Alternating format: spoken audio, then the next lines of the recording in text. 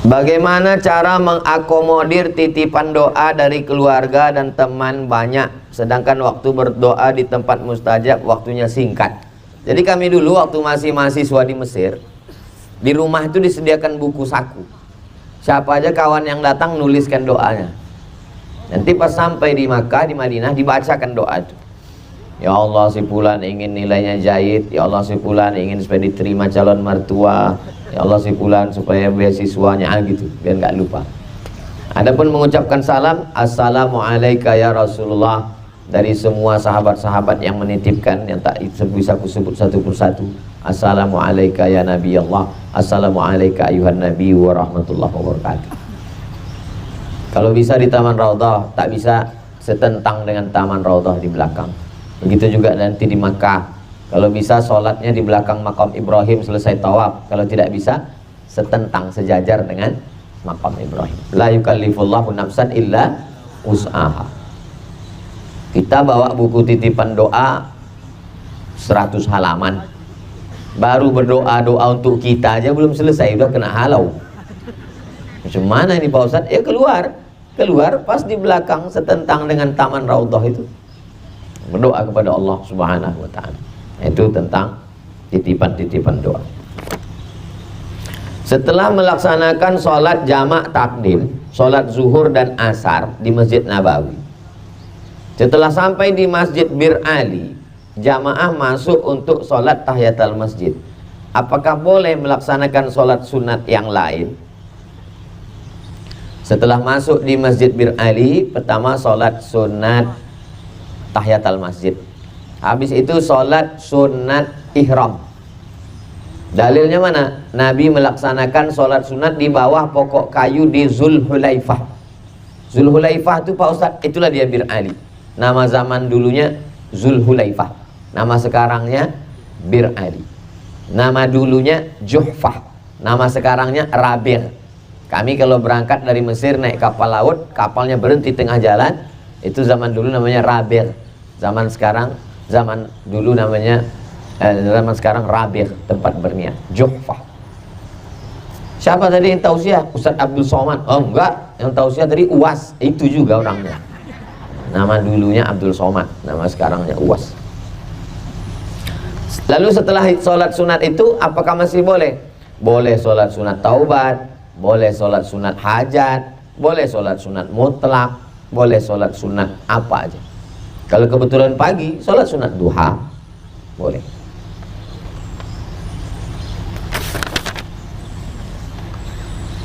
Saya istri meninggal, anak 3 tahun yang lalu. 2 tahun awal bayangan almarhumah selalu di pikiran saya. Ketika sholat, mengaji, perbuatan baik almarhumah di masa hidup. Saya dikirimi video, ada seorang bapak-bapak berumah tangga bersama istrinya hampir setengah abad.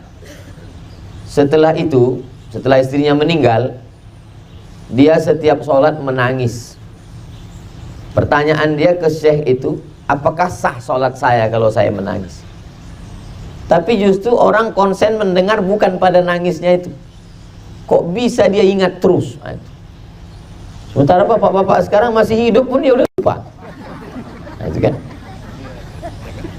Jadi ternyata yang membuat ingat terus itu adalah kebaikan-kebaikannya. Mudah ibu dikenang bapak karena kebaikan-kebaikan ibu. Pertanyaannya, apakah sholat saya diterima Allah?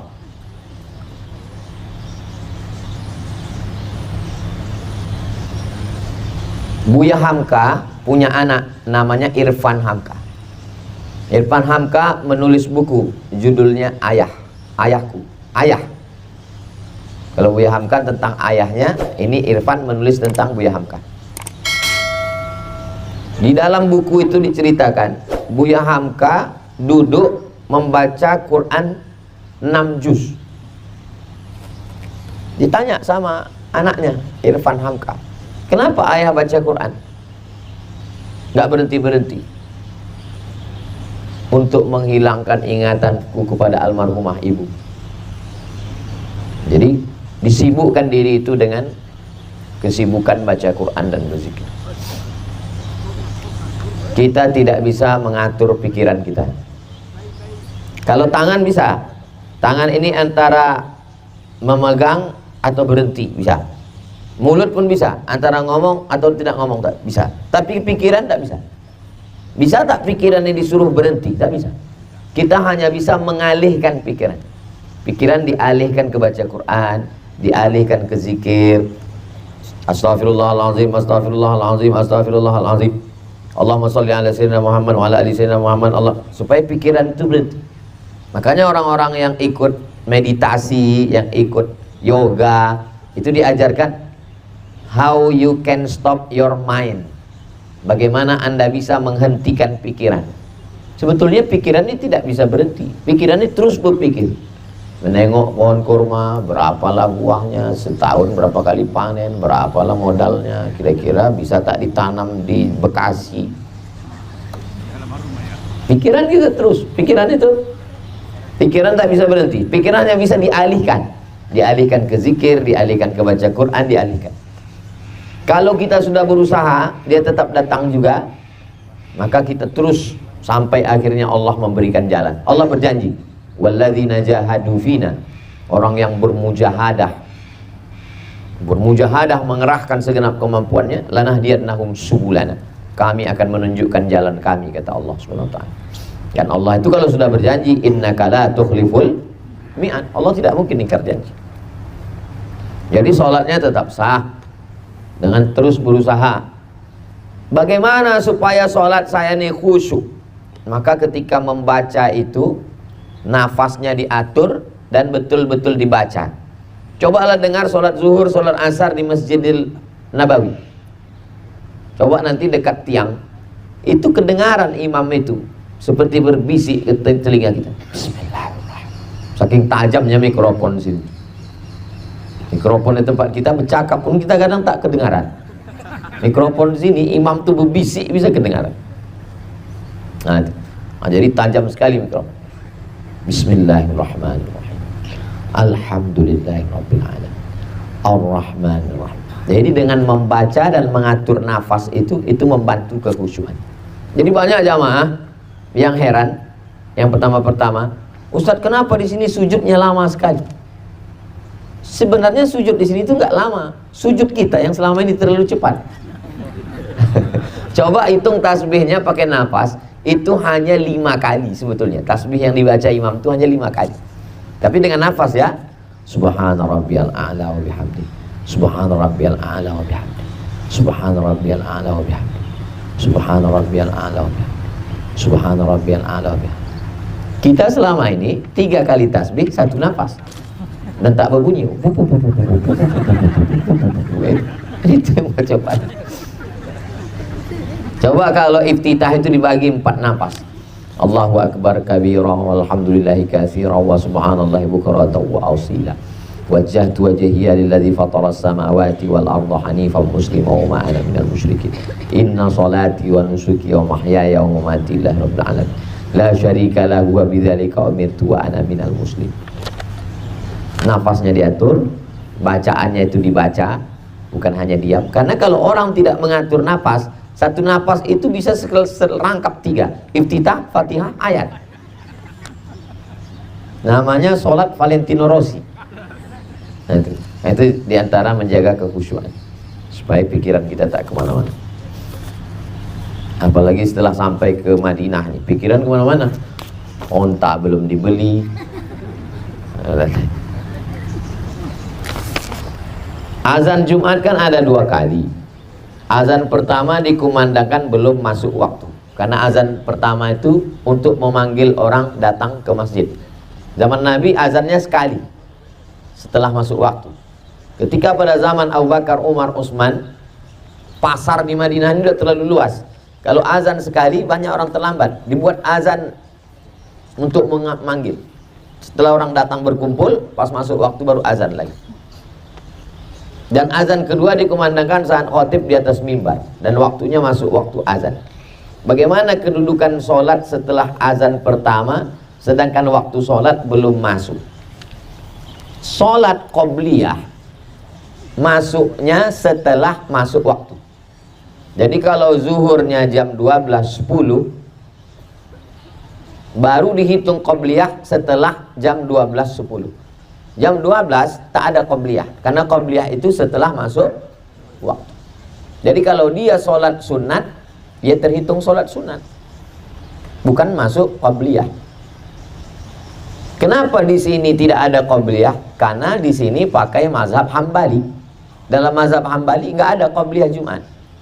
Karena menurut mazhab Hambali, Nabi keluar dari kamarnya, langsung naik ke atas mimbar, Assalamualaikum warahmatullahi wabarakatuh, langsung muazzin. Mana ada qobliyahnya? Kata mazhab Hambali. Kata mazhab Syafi'i ada. Kapan qobliyahnya?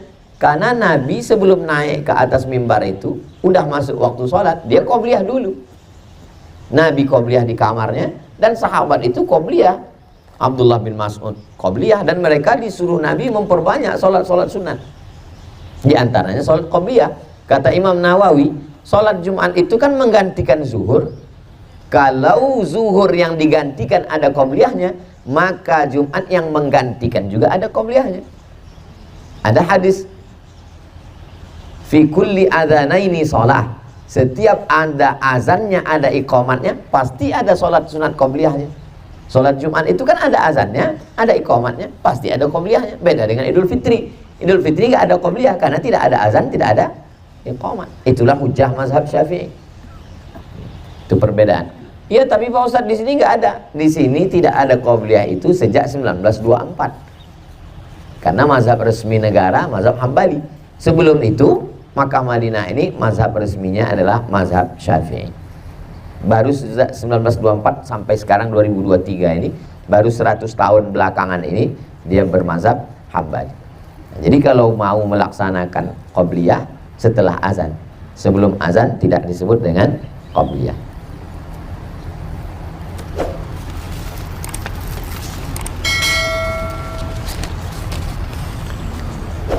Sebagian muslim menganggap kesolehan itu hanya di sisi ibadah kepada Allah, sedang di sisi kehidupan yang lain tidak diterapkan kesolehannya. Misalnya muamalah sesama manusia, tetangga. Bagaimana menyikapinya ini Pak Ustaz? Soleh itu kalau ada orang soleh hanya dalam sholatnya, tapi dalam timbangannya curang, belum soleh. Karena makna soleh itu artinya soleh secara total. Kalau solehnya kepada tetangga, tapi kepada orang di rumah dan anak-anak tidak soleh, ya dia tidak soleh. Soleh itu dalam semua aspek kehidupan soleh. Solatnya soleh, tapi nggak mau bayar zakat, dia tidak soleh. Hablum minallahnya soleh, hablum minannasnya soleh, kepada anak istri soleh, kepada kawan jiran tetangga soleh, soleh di saat ada solatnya soleh, bayar utangnya toleh. Mohon maaf Pak toleh itu tidak soleh. Soleh itu artinya dalam segala aspek kehidupan. Maka kalau soleh solatnya, yang lain soleh. Kenapa? Karena solat itu inna sholata tanha anil fahsya wal munkar. Kalau soleh puasanya, yang lain juga soleh. Karena tujuan puasa itu la'allakum tattaqun. Semua ibadah yang kita lakukan ini tujuannya adalah soleh. Terus umroh ini Pak Ustadz, umroh inilah ibadah yang paling mencetak orang jadi soleh. Ketika sedang ihram, mana boleh mengganggu orang lain? Jangankan mengganggu orang lain, mencabut bulu hidung sendiri pun tak boleh. Bulu hidung sendiri kita cabut, apa salahnya? Nggak boleh. Apalagi bulu hidung kawan kita cabut. Itulah soleh. Selama kita sedang ihram ini, nggak boleh mencabut. Misalnya kebun kurma ini punya kita, lalu kita pakai ihram, kita cabut, nggak boleh. Walaupun kebun kurma kita sendiri, apalagi kebun kurma orang kita cabut. Jadi ibadah yang paling mencetak orang jadi soleh, ya umroh. Umroh itu luar biasa. Kepalanya kepala bapak, pecinya peci bapak. Bapak tutupkan ke kepala bapak. Boleh apa tak boleh? Nggak boleh. Lalu kalau bapak mau pakai prinsip yang namanya salah itu kan kalau ganggu orang, kepala-kepala saya, topi-topi saya, apa urusan kamu? Ini bukan masalah urusan saya, Pak. Ini aturan dari Nabi. Bapak punya burung, punya ayam lah, punya burung nanti. Bapak punya ayam. Kan ada burung-burung di situ, banyak burung. Kami tadi malam. Bapak punya ayam. Lalu setelah Bapak berniat labbaik Allahumma umroh, Bapak potong binatang buruan. Binatang buruan. Bapak berburu. Binatang buruan memang boleh diburu. Apa salahnya? Tidak boleh. Nah, itu. Jadi ibadah umroh ini fala rafasa. Faman farada fihinnal hajja, siapa yang melaksanakan ibadah haji, fala rafasa wala fusuqa wala jidala. Tiga dia terjaga. Rafasa, kejahatan seksual. Fusuqa, kejahatan non seksual. Jidala, kejahatan lisan, lidah. Tiga ini terjaga waktu umrah. Fusuqa, mana ada orang jahat seksual, semuanya nunduk aja. Habis tahallul baru niat. Wala jidal, enggak ada orang sedang ihram ini caci maki sumpah serapah tuh, enggak ada.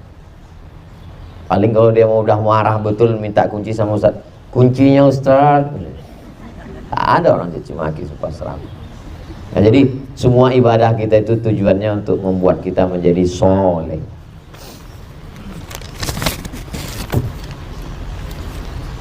Macam mana cara melembutkan hati suami supaya mau sholat? Dulu kami di Mesir kan tak ada mahasiswa semua. Jadi kalau hari raya kurban, kami lah panitia untuk buat sate. Jadi cara melembutkan daging kambing itu dikasih nenas. Jadi biar lembut hati bapak nih, kasih makan nenas banyak-banyak. Biar empuk dia. Gimana cara melembutkan hati suami supaya mau sholat, Pak Ustadz? Ibu punya 6 wali. Pertama ayah, kedua kakek, ketiga abang, keempat adik laki-laki, kelima abang ayah, keenam adik ayah. Jadi wali-wali ibu inilah yang memanggil abang da Fir'aun tadi. Sini kok sebentar Fir'aun. Nah dia. Jadi ada satu kekeliruan, banyak istri yang setelah hijrah dia ingin suaminya baik, dia menceramahi suaminya. Suami tak terima, karena suami itu bagaimanapun juga dia lelaki, kepala rumah tangga, dia ingin dihormati, dimuliakan. Jadi kalau diceramahi istri itu dia rasa hilang harkat martabat dirinya. Saya menyuarakan perasaan laki-laki ini. Jadi ibu kalau mau menasihati dia, panggil wali-wali ibu. Apalagi kalau ada di antara wali itu yang polisi, tentara, punya pistol, langsung kalau sembahyang, udah pecahkan kepala wali.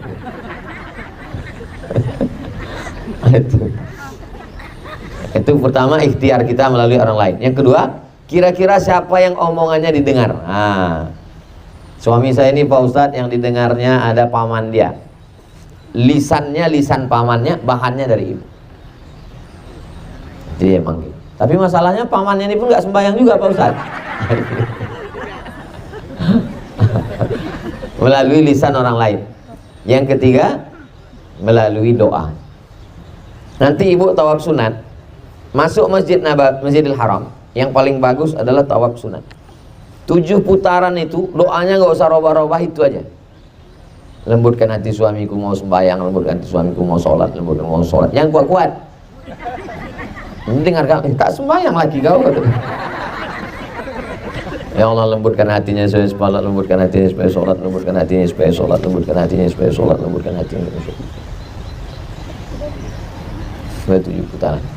Selama di sini sholat hajat, masuk masjid sholat sunat tahiyatul masjid, sholat sunat wudu, sholat sunat taubat, sholat sunat hajat.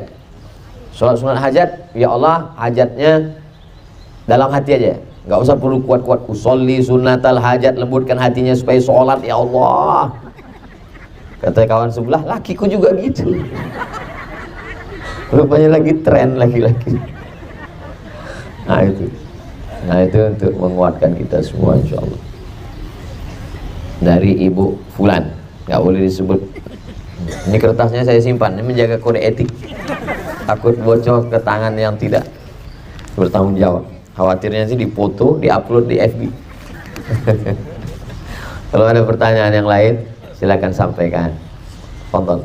Bismillahirrahmanirrahim. Assalamualaikum Pak Ustaz. Waalaikumsalam. Saya dari travel umrah lintas Baitullah Pak Ustaz.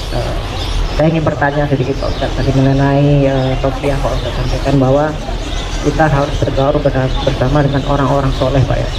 Nah, bagaimana kita sebagai umat manusia Pak menilai orang itu soleh? Karena banyak zaman sekarang ini orang ngaku-ngaku soleh Pak.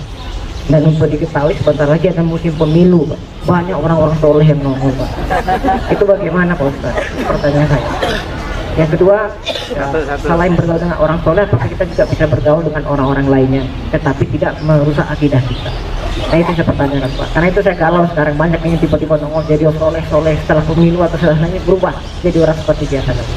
Itu aja Pak Ustaz. Terima kasih. Assalamualaikum warahmatullahi wabarakatuh. Semalam saya dapat posting di grup, orang pakai baju kaos hitam, di belakangnya ada tulisan, kalau kelihatan ada orang baik, yakinkanlah bahwa dia caleg. Itu adalah kalimat sindiran. Kan tidak semua begitu. Jadi kata Nabi, siapa yang kamu lihat sholat subuh berjamaah, maka saksikanlah dia orang baik. Siapa yang tidak sholat asar berjamaah, tidak sholat subuh berjamaah, saksikanlah berarti dia orang munafik. Berdasarkan hadis ini apa maknanya? Kita menilai orang melalui zahir. Maka keluarlah ungkapan nahnu nahkumu bizzawahir. Kita menilai orang itu zahirnya. Wallahu yatawallas sarair. Adapun batinnya itu Allah Ta'ala yang tahu. Jadi kalau kita tengok dia sholat, dia puasa, dia baik, tidak baiknya pada musiman 5 tahun sekali, maka insya Allah dia adalah orang baik. Karena Nabi ngomong begitu. Bukan kita menghukumi orang. Lalu kemudian bagaimana dengan orang yang tidak Islam tapi dia baik? Orang yang tidak Islam baik, dia tidak disebut dengan soleh. Dia disebut baik, tapi tak soleh. Karena soleh itu kaitannya 3. Pertama akidah. Akidahnya mesti soleh. Yang kedua ibadah. Ibadahnya mesti soleh. Yang ketiga muamalah, akhlaknya mesti baik. Jadi kalau ada orang yang akhlaknya baik, ngomongnya lembut, sopan, tapi akidahnya tak benar, maka tidak bisa dinikahkan anak gadis kita ke dia. Tuhan aja dia khianati, apalagi kamu. Nah, ibadahnya, bagaimana ibadahnya mau baik? Nah, jadi kita husnuzon kepada orang, tapi bahwa kemudian terjadi hal yang tak diinginkan, terjadi kekeliruan, kesalahan, memang sifat manusia. Pertanyaan Bapak pertanyaan Abang amat sangat penting karena aktual yang terjadi sekarang. Mudah-mudahan kita semua baik, betul-betul baik. 3, baik akidah, baik ibadah, baik muamalah. Terima kasih. Jazakumullah. Waalaikumsalam warahmatullahi wabarakatuh. Izin bertanya Ustaz, jadi pertanyaan saya yang pertama kurang lebih sama seperti pertanyaan sebelumnya. Temanya kan hari ini kan manfaat berteman dengan orang-orang yang soleh. Jadi makna sesungguhnya dari soleh ini apa Ustaz? Jadi terus pertanyaan yang kedua, apakah ada suatu syarat-syarat tertentu yang menjadikan suatu amalan ini bisa dikategorikan sebagai amalan yang soleh, atau ada kondisi di mana suatu amalan yang kita perbuat ini nggak termasuk amalan yang soleh gitu, cuman amal biasa aja gitu? Terima kasih. Assalamualaikum warahmatullahi wabarakatuh. Soleh akidahnya, tidak menyembah kayu, tidak menyembah batu, tidak menyembah lembu, tidak menyembah hantu. Itu soleh akidah. Soleh ibadahnya, sholat, puasa, zakat, haji, umroh. Soleh muamalahnya, tidak curang, tidak ingkar janji, tidak riya, tidak sum'ah, tidak munafik. Soleh tiga-tiganya, solehlah dia. Ustaz Somad itu udah soleh tiga-tiganya, menuju soleh. Kita ini semua menuju kesolehan. Puncak kesolehan itu nanti stasiunnya adalah husnul khatimah. Itulah puncak kesolehan. Ada nggak amal itu baik tapi tidak soleh? Ada. Yang menemukan mikrofon ini baik tapi tidak soleh. Mikrofon bisa hidup karena ada listrik. Yang menemukan listrik Alexander Graham Bell, siapa? Thomas Alva Edison. Itu orang-orang baik tapi tidak soleh. Loh, maksudnya baik hanya untuk di dunia ini saja, tapi tidak bisa dibawa bekal menghadap Allah sebagai amal soleh. Surat Al-Kahfi ayat 110. Faman kana yarju liqa'a rabbih, siapa yang berharap berjumpa dengan Allah, mati nanti ketemu dengan Allah. 2. Falyamal amalan salihah wala yusyrik bi ibadati rabbih ahada. Kasihan sekali Pak Ustadz, ini orangnya baik tapi amalnya tidak dihitung soleh. Gimana caranya menyelamatkan teman saya, kawan saya ini supaya amal baiknya itu menjadi soleh? Udah aja, tinggal sebutkan password. Asyhadu an la ilaha illallah. Iya Pak Ustadz, tapi kan nggak cukup password, mesti ada sunat, khitan. Khitan pun sekarang mudah, namanya khitan sunatron. Saya bintang iklannya. Kan selalu di-share, ikuti program sunatron, tidak sakit, langsung pakai celana, pagi khitan, sore bisa akad nikah. Ada, datanglah ke Riau. Nah, setiap hari Jumat pekan kedua setiap awal bulan itu ada acara khitan 99 orang gratis. Kirim, daftarkan segera anak dan suami Anda.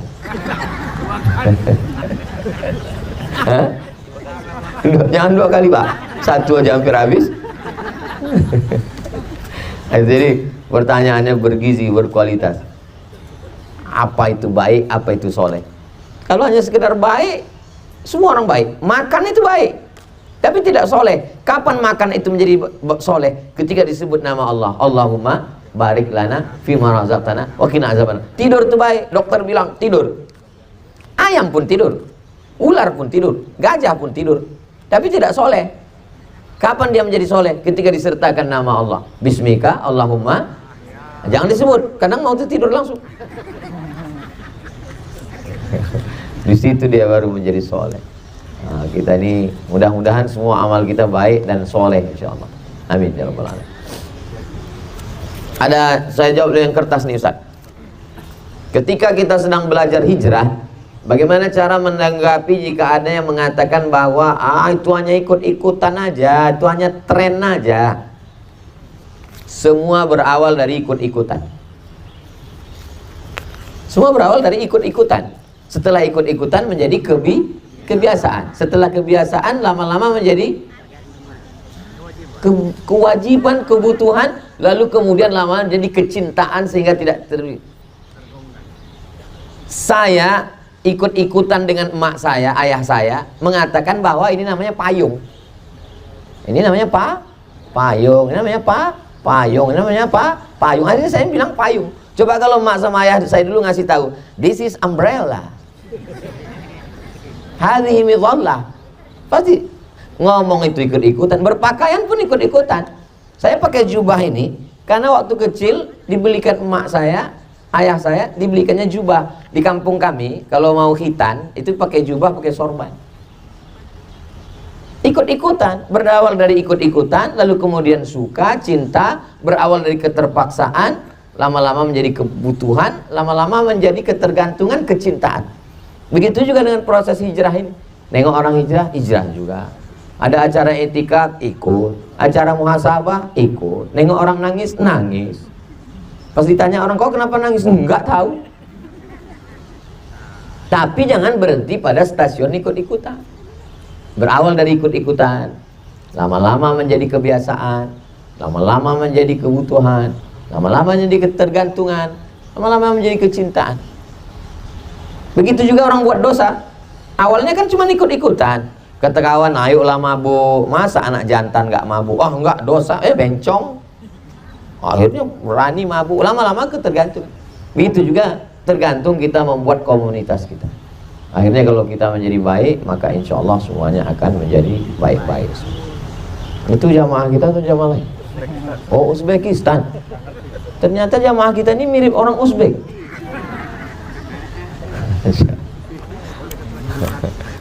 Assalamualaikum warahmatullahi wabarakatuh. Waalaikumsalam. Perkenalkan, nama saya Rahma. Saya dari Kota Tanjung Pinang, Provinsi Kepulauan Riau, Jamaah Nastur Kota Batam. Pak Ustadz, saya ingin bertanya, amalan apa yang kita kerjakan di saat kita mengharapkan satu petunjuk dari Allah, salat istikharah? Karena mungkin selama kita melaksanakan salat istikharah, kita masih belum merasa mendapat petunjuk. Amalan apa Pak yang harus kita lakukan selama kita belum yakin bahwa ini sudah dapat petunjuk dari Allah Subhanahu wa Ta'ala? Terima kasih. Assalamualaikum warahmatullahi wabarakatuh. Yang pertama, sholat istikharah. Ayatnya bebas, waktunya paling bagus malam. Pagi pun boleh, siang pun boleh. Yang kedua, banyak sholawat. Allahumma sholli ala sayyidina Muhammad wa ala ali sayyidina Muhammad. Allahumma sholli ala sayyidina Muhammad wa ala ali sayyidina Muhammad. Allahumma sholli ala sayyidina Muhammad wa ala ali sayyidina Muhammad. Sebanyak-banyaknya. Nanti isyaratnya datang pertama melalui mimpi, kedua melalui lintasan. Lintasan itu sekelebat, mungkin sedetik atau 3 detik. Waktu kita sedang antara tidur sama jaga, datang nampak satu bayangan. Isyarat dia. Yang ketiga, orang lain bermimpi untuk kita. Allah ngasih melalui orang lain. Ustadz Somad, saya melihat Ustadz duduk dengan Habib Umar. Saya nggak ngelihat, jamaah ngelihat. Saya bilang itu artinya kalau kita mimpi jumpa ulama, berarti kita satu mazhab dengan ulama itu, satu manhaj. Seminggu setelah itu, saya betul-betul ketemu dengan Habib Umar. Saya pembawa acara di Istiqlal.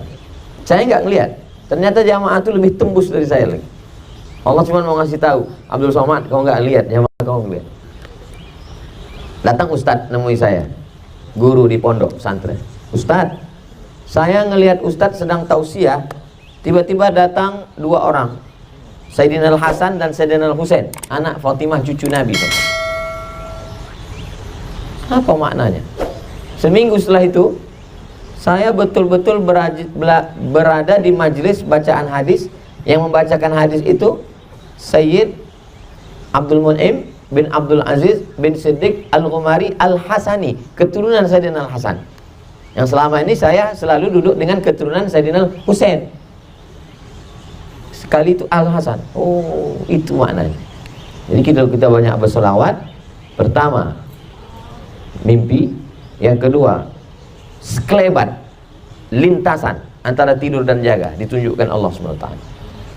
Seperti nampak, seperti melihat sesuatu, tapi hitungannya tak sampai semenit, hanya sekitar detik. Nampak seperti air mengalir, nampak seperti macam-macam nampak. Atau ketiga, orang lain yang melihat, Allah titipkan pesan melalui dia, nanti disampaikannya ke kita. Itulah yang saya alami selama ini. Amalan saya diajarkan ibu saya dari dulu, sholawat. Kau nanti merantau, nyuci sendiri, celana jangan dicampur sama najis, nanti tak bisa dibawa sholat, dibilas. Waktu bilasnya Allahumma sholli ala sayyidina Muhammad wa ala sayyidina Muhammad. Nanti kau masak sendiri, nggak ada pembantu, merantau, kau tak punya saudara perempuan, kalau masak ayam, siraman terakhirnya dibilas Allahumma sholli ala sayyidina Muhammad. Nanti kalau kau demam, kau beli kembang semangkuk, beli selasih, pakai gula batu, embunkan, pas mau minumnya Allahumma sholli ala sayyidina Muhammad wa ala ali sayyidina Muhammad. Itu selalu diajarkan selawat. Jadi memperbanyak selawat. Allahumma sholli ala sayyidina Muhammad wa ala ali sayyidina Muhammad. Salaman dengan bapak-bapak, Allahumma sholli ala sayyidina Muhammad wa ala ali sayyidina. Mudah-mudahan Allah memberikan kita hidayah melalui selawat. Demikian. Wallahu a'lam. Terima kasih. Assalamualaikum warahmatullahi wabarakatuh. Waalaikumsalam. Jadi Pak Ustadz, kalau bergaul dengan orang soleh itu ada ucapan yang mengatakan bahwasanya kamu dapat dilihat dengan siapa kamu bergaul.